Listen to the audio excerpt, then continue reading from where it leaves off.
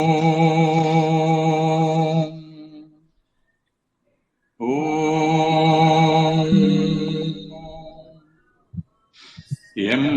ब्रह्मा वरुणेन्द्र रुद्रमरुतः स्तुन्वन्ति दिव्यैस्तवैः वेदैः साङ्गवतक्रमोपनिषदैः गायन्ति यं सामगाः ध्यानावस्थिततर्कतेन मनसा पश्यन्ति यं योगिनो यस्यान्तं न विदुःसुरासुरगणा देवाय तस्मै नमः। ॐ श्री परमात्मने नमः। अथाष्टादशोऽध्यायः। So it is the moksha sannyasa yoga. So we must be able to get it before ending this chapter, before finishing the chapter. So it is so practical. So definitely it should be possible.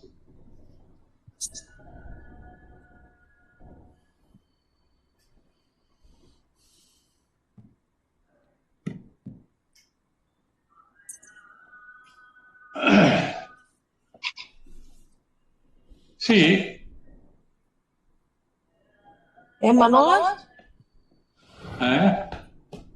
see, all the activities arise and happen in body, mind, and senses. So these three are inherently active all the time. But at the level of I, the self, no activity really transpires. This understanding gives us strength to undertake even the most challenging tasks with inner harmony. Beyond the body-mind complex is the infinite expanse of the I, the self. Compared to its magnitude,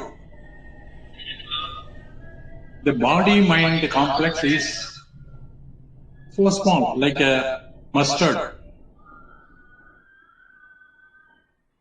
That is the perception we must get by using our intelligence and thereby attaining inner refinement.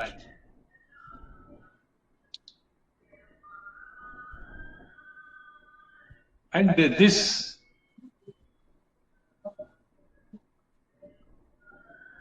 should inspire and energize all our actions. See, I'm not able to see the, okay. It should find the expression in our thoughts, emotions, speech, and actions.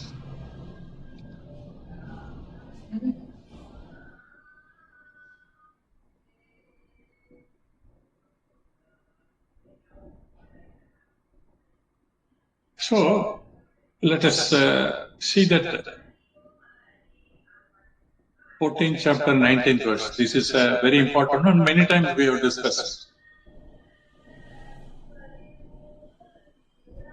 Nanyam gunebhya kartaram yada drishtanu pashyati gunebhyasya param veti madbhavam soti gacchati.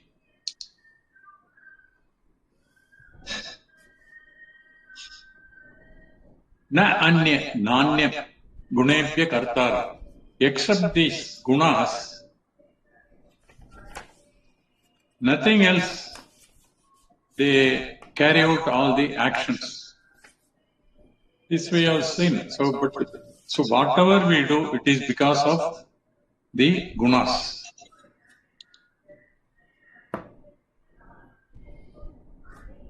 So the drishta, the fellow who understands this and sees the truth,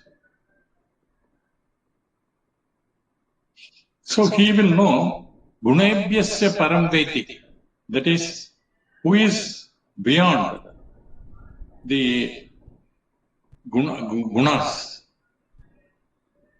Madbhavam sodigacchati. Krishna says,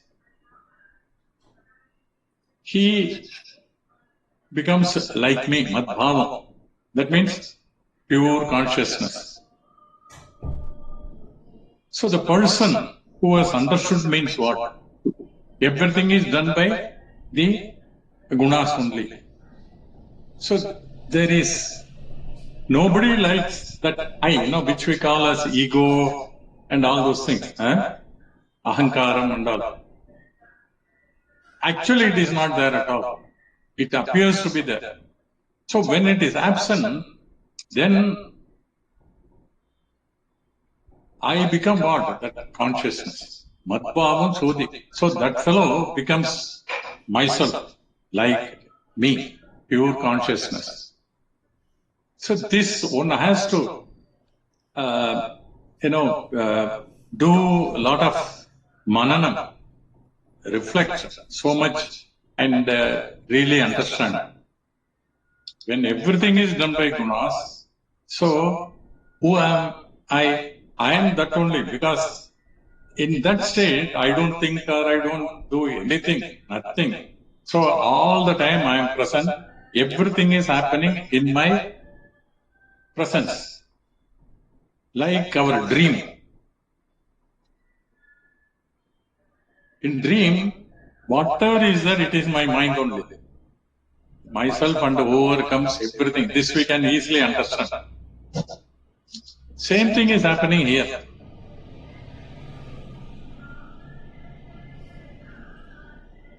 Because this dream is by the total mind, which we call as Brahman or even Brahma. So the dream is by this, that means we call, Vishnu, Shiva and all. So the Vishnu's dream, we can say, that means which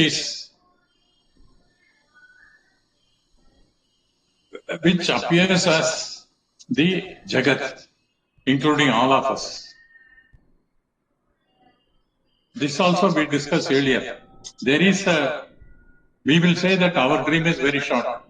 That is true. Any of our dream it lasts only for 5 to, it seems, 7 minutes, whatever be the dream, how big it is. But this total mind, that is, the dream appears in, let's say, Vishnu. That time is, we know that one day of Brahma is 4 yugam or something like that, so big. So for them, that 5 to 7 minutes is our whole life. So we are all, we are all, members in the dream, all of us, whatever we say. So everything is in that. And they are all happening. So this we call as gunas, because of Prakriti. Prakriti is what? The gunas. It's all just happening. As our dream, as like in our dream, whatever is happening, because whatever is in the mind, it all appears, differently, depending on the vasanas in the dream. Similarly, the total mind, there are so many things in the total mind. So that when it projects something like a dream, that means when it dream, these are all taking place. our doubt generally is our dream is not continuous. So one day will be this, next day will be totally different. Whereas here there is continuity. That's why we are not able to believe that this is a dream. The details are given in Yoga Vasishtha, I think last but one chapter. So this dream by the total mind, even though it is also for a short term, that short time itself is a few hundred years, where the entire thing is happening. So that's why there is continuity.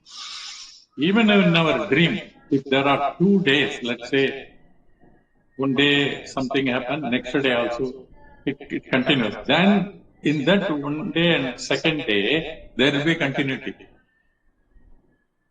This I think we must be able to understand. So in this total dream, there is always continuity because it is single dream. So it appears to be so big for us in our scale, which is very small. So there is this continuity one can understand.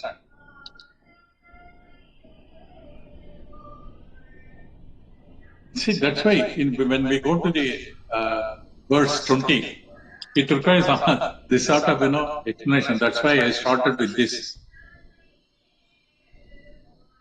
So the Sattvika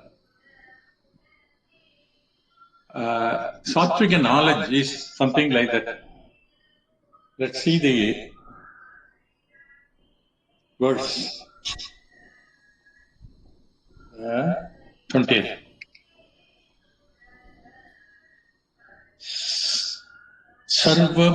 Sarvabhuteshu yenaikam bhavamapyayamikshate avibhaktam vibhakteshu tajnanam viddhi satvikam.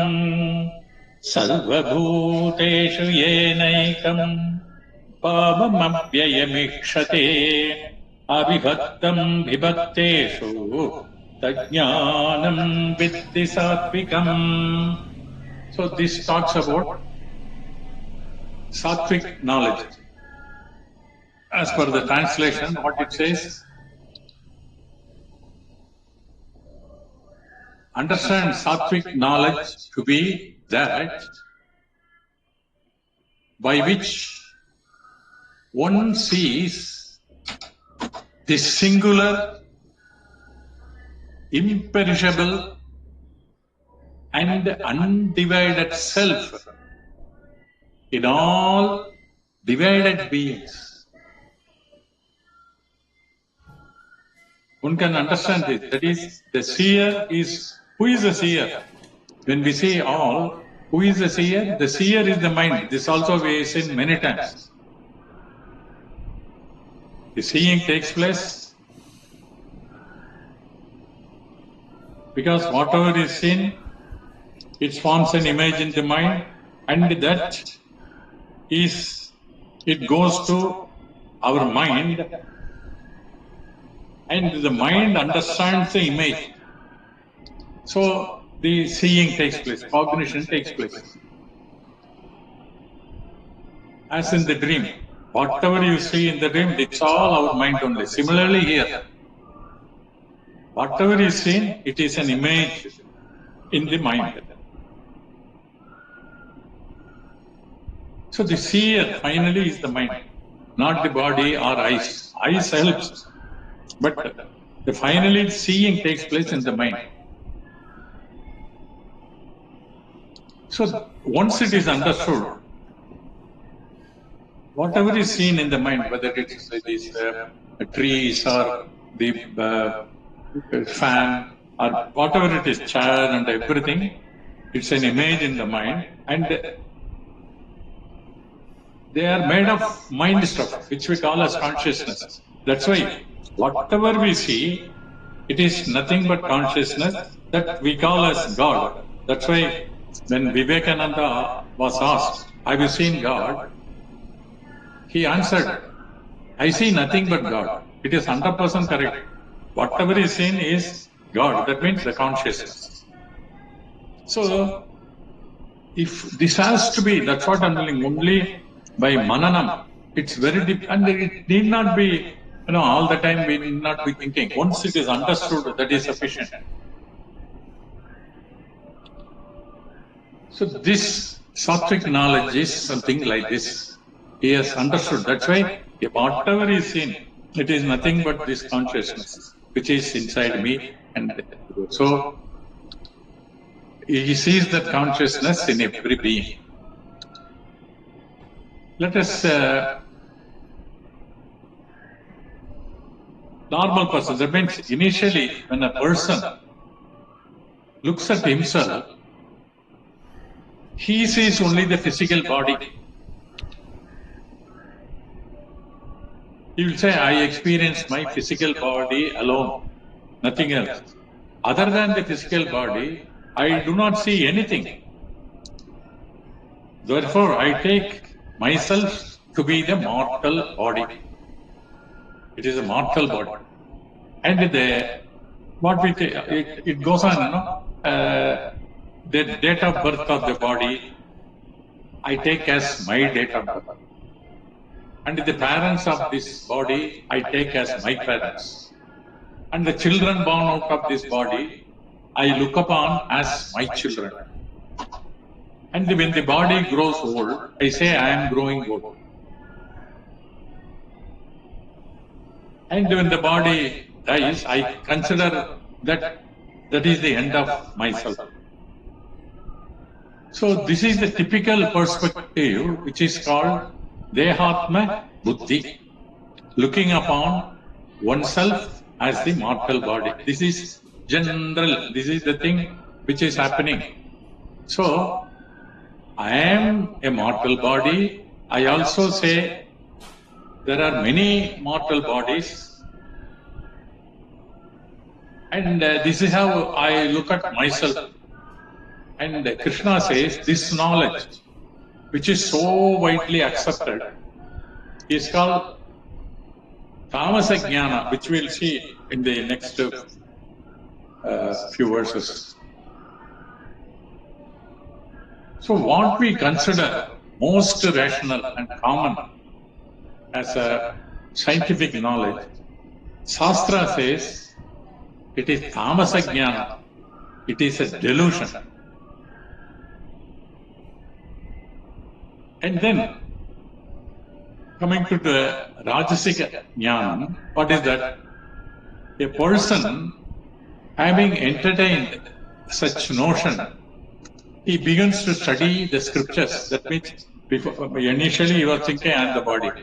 Then when he comes in contact with some scriptures, he himself gets a doubt whether I am the body or whether there is something more than the body. Whether this is the only birth or do I have future birth? And did I have past birth? All these things will come in his mind. And now my knowledge about myself has changed. So now I look upon myself as, not as a body, myself as Jiva, which is different from the body. I have taken millions of past birth. And in the normal course, I will take many more future births. The physical body is not me, but it is only a temporary, something like a house. And these parents are not my eternal parents.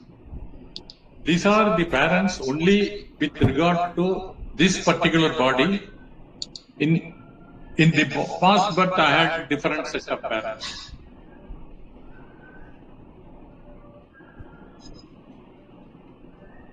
Thus, I have evolved myself to know that I am the owner or tenant of this body, but I am not the body. And my mind is not the brain. Brain is only the hardware. Brain is only the instrument through which the mind is expressing. We can take example of an electric bulb, which is only a medium through which the electricity is expressing. The bulb may break or get fused out, but the electricity continues. Similarly, I am the Sukshma Sariram, or I am the mind. Even after the body falls dead, I believe that the individual survives, and not only survives, that Jiva travels. I think in the 15th chapter this thing comes.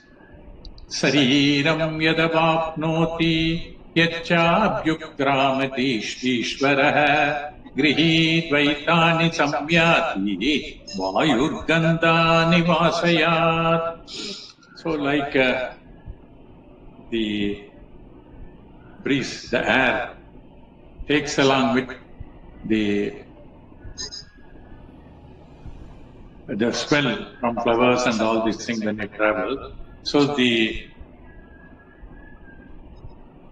our jiva also, or sukshma sarira, when it leaves, it also takes away all these vasanas and other things. This we saw in 15th chapter. So I am immortal sukshma sariram. It is also many in number because there are so many minds. So previously I thought I am the body. Now I am telling the jiva, the mind, is I. That's why, especially in our country, most of the people believe in the survival of all of us. That is why they carry out sraddham, tarpanam, etc. Because they strongly believe that they will survive and they go to different lokas.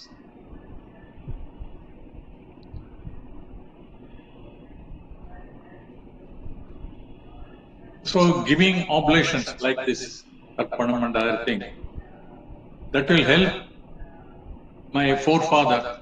So this knowledge Krishna calls Rajasika Jnana. So this is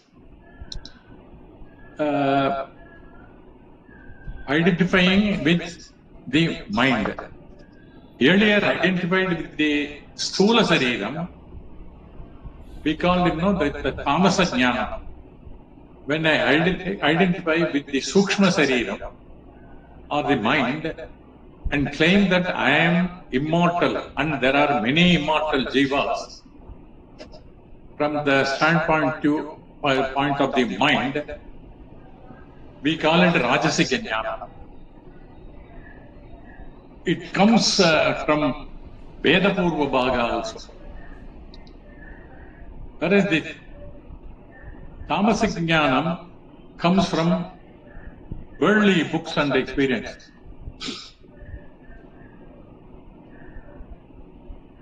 And after remaining in this knowledge and having done a lot of tarpanam, sraddham, karma, punarjanmam, maranam, then he goes to Vedanta Bhaga. And from Vedanta, he improves that knowledge further. And he knows that I am neither the body nor am I the mind, the traveling mind, which is Karta and Bhokta. The mind which has got vasanas, the mind which has got sanchita, agami, prarabdha, all these things, even that mind, I am not. Then Who am I? I am the consciousness principle which animates and activates the body-mind complex. And what type of consciousness? We saw earlier. The consciousness is not part or product or property of the body. Consciousness is an independent entity which enlivens the body-mind complex. Consciousness is not limited by the boundaries of the body. Consciousness survives even after the fall of the body. And that surviving consciousness cannot be recognized because it is without any transaction, but it exists. How many such consciousness are there? That all-pervading consciousness is only one. So when I come to Vedanta, I claim I am not the body.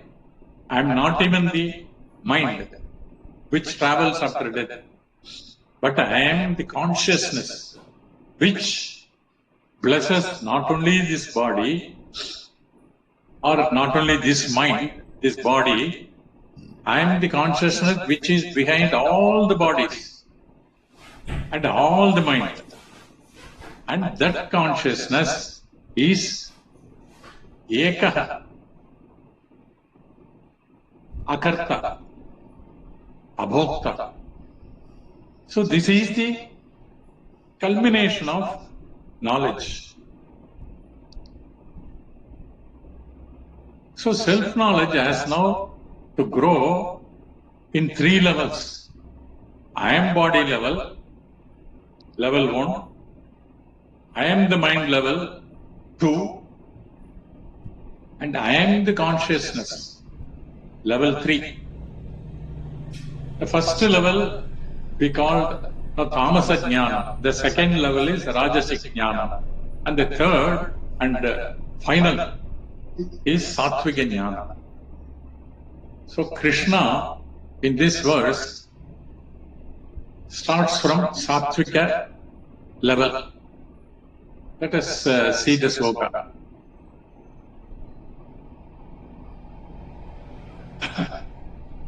Vibhakteshu sarvabhuteshu ekam bhavam ikshate. Bhavam ikshate. That knowledge by which one sees one consciousness, I.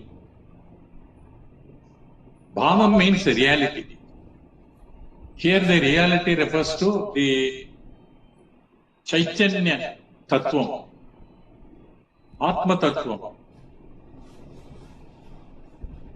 And how many consciousnesses are there? Ekam Bhavam. And what type of consciousness it is? Avyayam. The body continuously changes. The mind also continuously changes. When the body is growing old, the mind also becomes weaker. That is why we say, in those days I used to remember so many things, everything. And now I am not able to remember many things. So the mind also becomes weaker and the body is getting old. So along with the body, mind also undergoes change. But this consciousness principle is avyayam. Avyayam means nirvikara, imperishable. So that knowledge by which a person sees that single consciousness, one consciousness, which is present in sarvabhuteshu, present in all the bodies. Bodies are many, minds are many, but consciousness is only one. So sarvabhuteshu, course, Bhuta means all the bodies, Shariram. And how is that the nature of the body? Vibhakteshu, which are all divided, which are many and varied. And one body and there is another body and separated by a space. So the bodies are divided and separated, but the consciousness is not divided.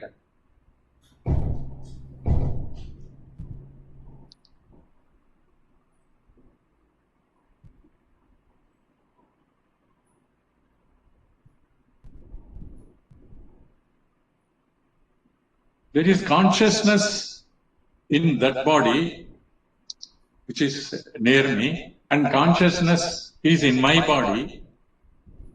Consciousness is in between also, but we are not able to recognize. Like these 5 fingers, the light is falling on these fingers, we are able to see. But in between the fingers, we can't recognize the light. Even though light is there, we can't recognize. Only when it falls, it is evident, oh, okay, there is light. Because in the darkness, we won't see. So when the light is there, we see. And in between the gap, it's not seen. There's Vyakta Chaitanyam, that's what the Sanskrit term for that.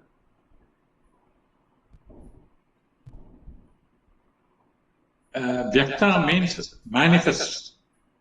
In between it is called Avyakta Chaitanya. So the consciousness is not a separated entity, not a divided entity. That is why it is compared to Akasha. Therefore, Avibhaktam, indivisible like space.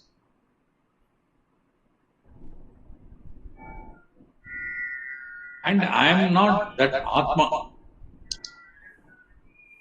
I am the space like consciousness. The one who knows this particular, who has understood this, alone has got sattvic knowledge. So Krishna says, Tadjnanam sattvigam viddhi. In short, Advaita Jnanam is Sattvika Jnana.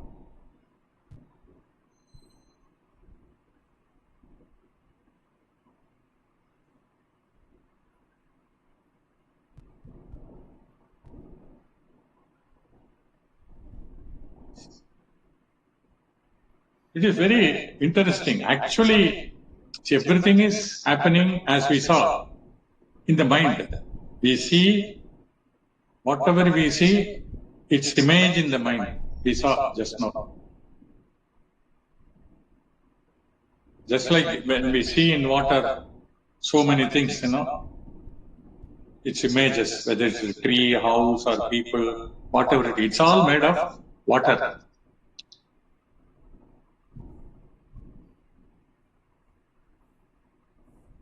But actually,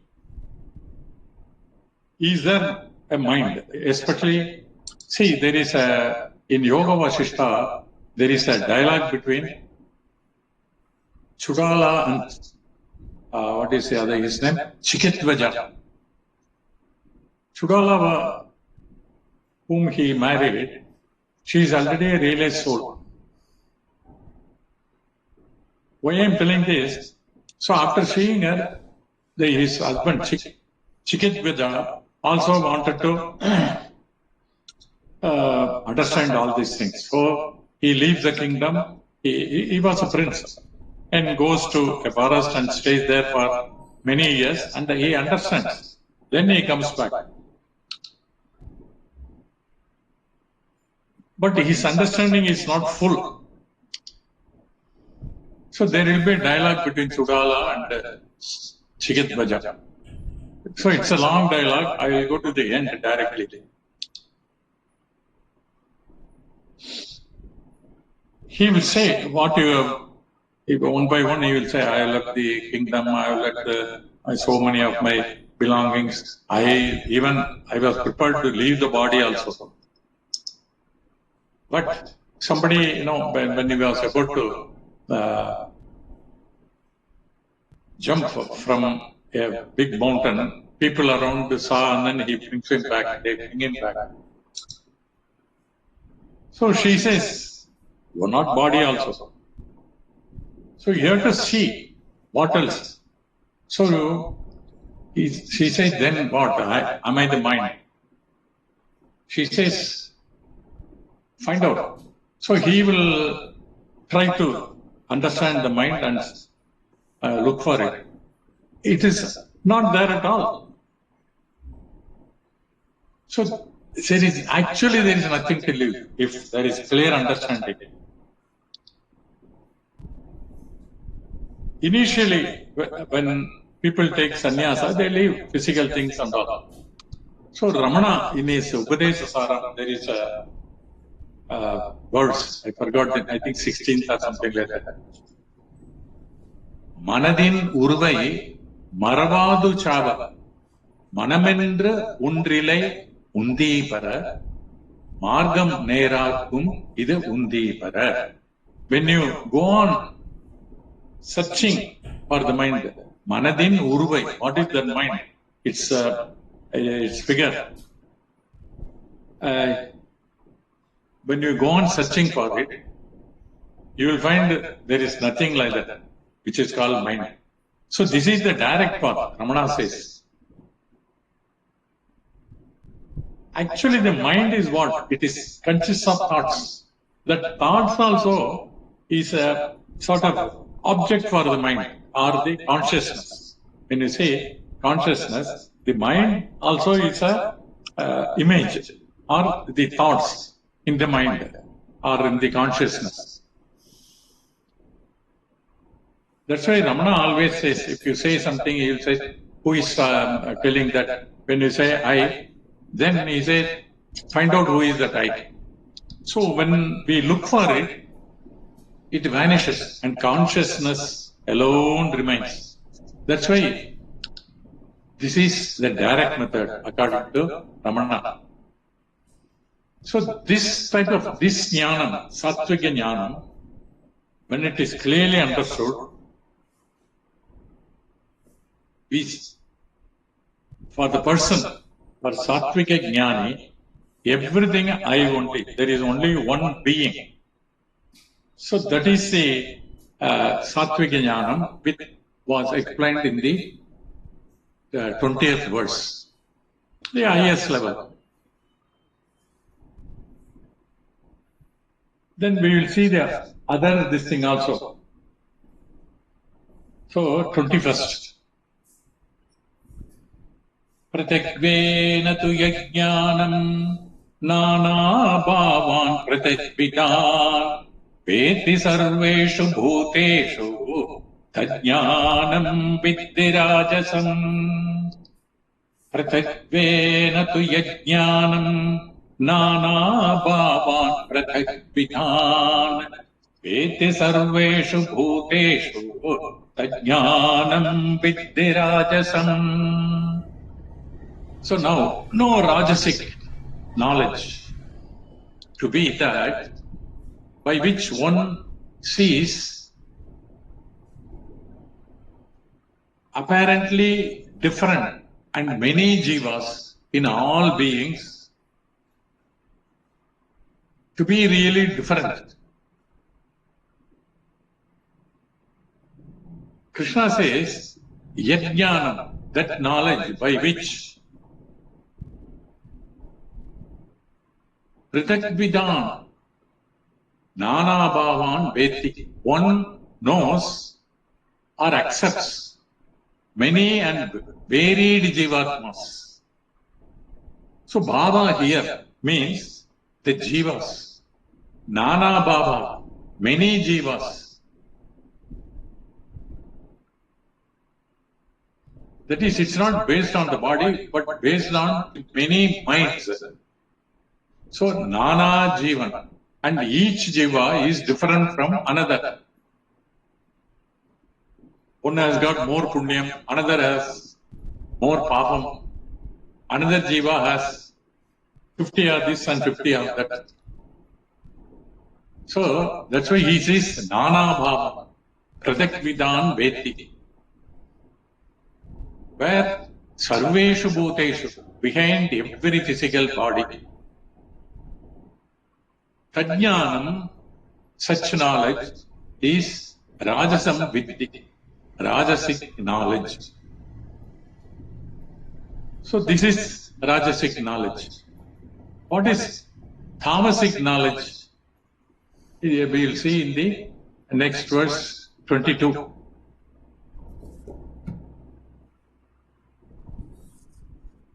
Yeah.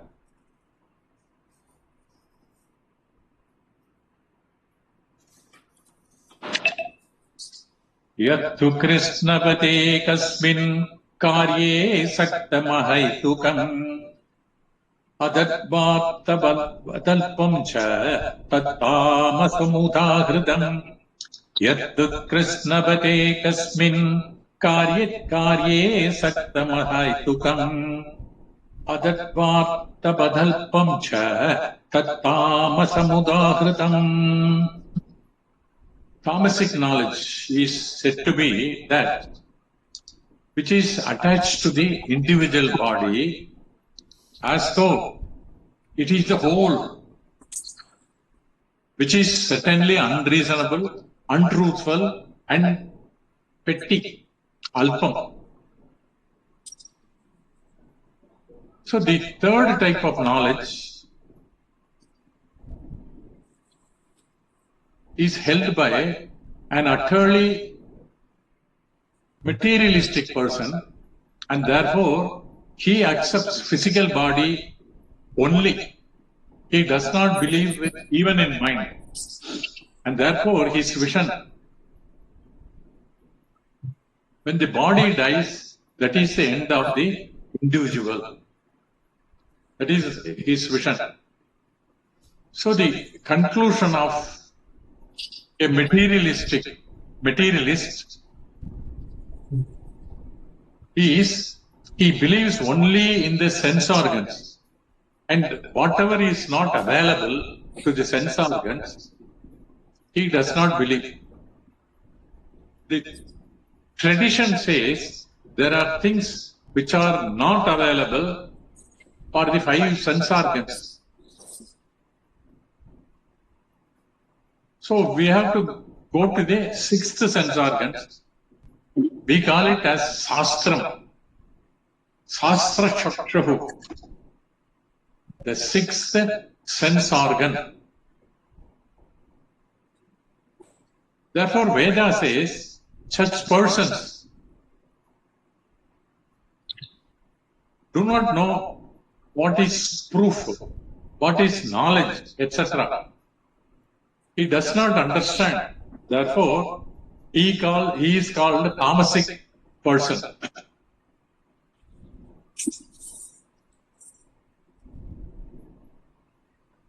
Karye saktamahaitukam. That means it does not have any logic.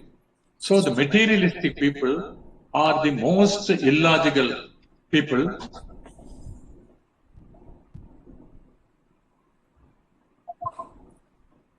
That is, whatever you see by various sense organs, which is we call it pratyaksham. That only they believe.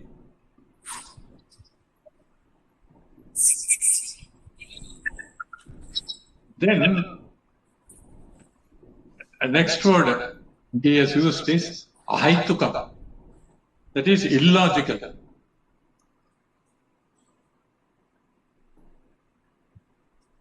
Atattatvatam vat.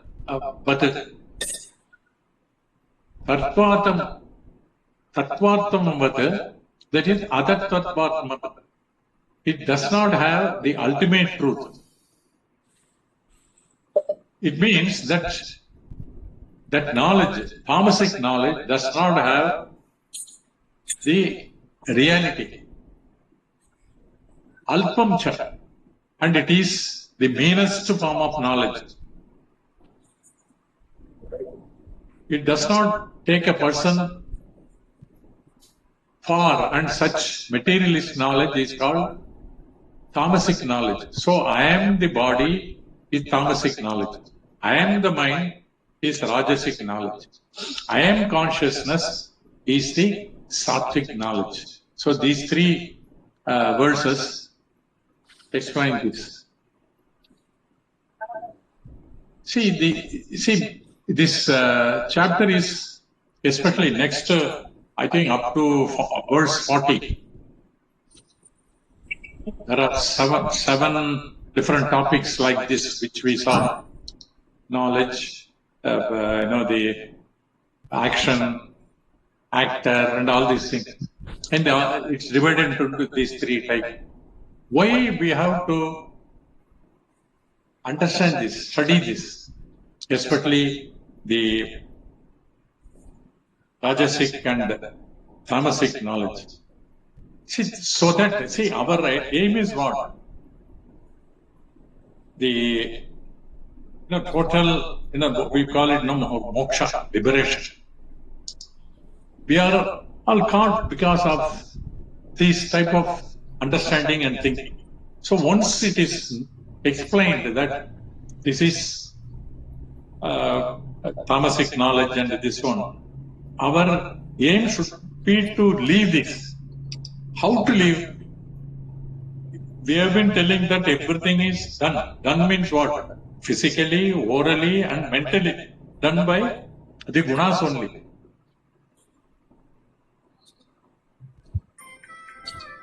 Then, if I have to come out of it, drop all tamasic knowledge or activities, it is done by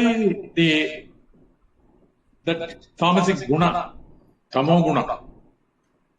So how it will live? So here only what we call the spiritual practice consists of, that's why we require a guru also. At one time, when we are, this is all these gunas, they go on changing. That also we have seen. It is not same all the time. So whenever we are in sattvika state, we understand, and with the help of that sattvika state, we can come out of these other three gunas, or we can come up to sattvika level. That's why this practice, indirectly only it is possible. So whatever the spiritual practices, whether it is Veda based or Vedanta, but Veda, whatever is said, when it is meant for that. So it purifies the mind. Purifies the mind, it means all the tamasic and these thoughts, they drop, not because of our effect, because of the practice done when we were in sattvika state. So when the knowledge slowly enters, they drop really. There is, if you do effort directly to do that, it is difficult. That's why these are all indirect means. Right from chanting, in the morning, whether it is Sahasranama or whatever chanting we take up, it is meant for that only. That's why early in the morning, it's generally, it is, mind is in sattvika state. It is easier to chant and all. By the time we reach, after, doing all jobs and everything, when we come home, we don't know in what state we are. So it will be difficult to understand and chant or study any of the scriptures. For that it is required. So when we are talking about yajna, dana, and tapa, these three are done to make the mind pure. That means what? To go up from tamasic level to the rajo guna level, and then finally reach the most of the time reach means what? Other even for people with for jnanis also, these are remaining. We call them what? Gunatita. They will remain, but they are not affected by that. They don't bother about that. Something happens or when they do certain things because of the gunas, they don't really bother. It doesn't affect them. Oh, I say I have done this. They know that because of this guna, it has been done. Similarly, without this tamasic, state, one cannot sleep. So for that, it is required. So it's not necessary to totally come out of this thing, so one has to be gunatita.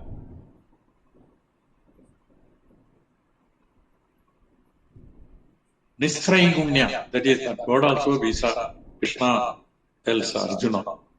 So come understand this. Understanding itself is coming out. So once we do our the spiritual pursuit properly, or the sadhana, that is the purpose of sadhana. Other to this thing, they don't disturb us at all. They slowly get eliminated. I don't know whether we might have seen last maybe 15 or 20 years when we started practicing spiritual this thing, many of our things have dropped. Earlier, when something happens in some other place, we would like to go and see any entertainment or this thing. Now, they don't really attract us to that extent. That attraction has come down because of this. So, it depends on what level we were and how much we do this in our sadhana. So, they all get dropped.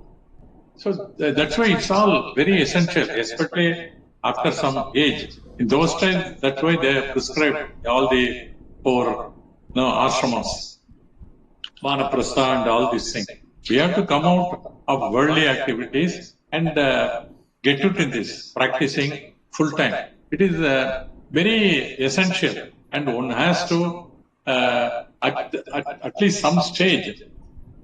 Again, it depends on how we were, at that age when we are 55 or 60. Again, if we are totally controlled by the other 2 gunas, Rajo and Tamo guna combination, it will be very difficult.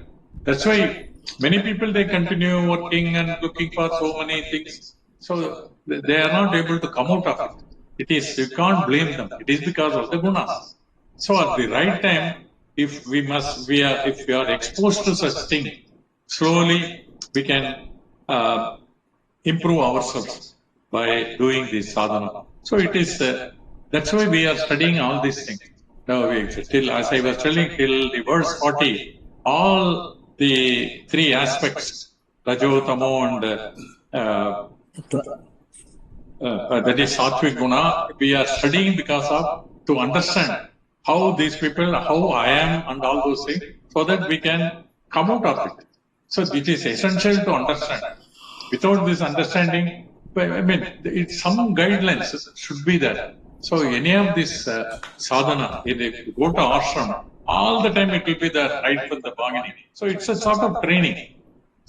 So it is very much required. See, if somebody wants to join army or any defense area, they are given a special training in a different way, which will suit people finally who are going to be in defense service. Similarly, here also, if we are in this service, we have to get this, training, this starter training, which one can get in any of these ashramas or the satsang and all these things. Very essential. So, and once we slowly understand, we also feel that, that effect. It gives that real peace of mind, the shanti, what we call, and that happiness we feel, which is the only source is our nature. It's not from outside. This understanding itself So we all the time we can be in that, that happy state means what?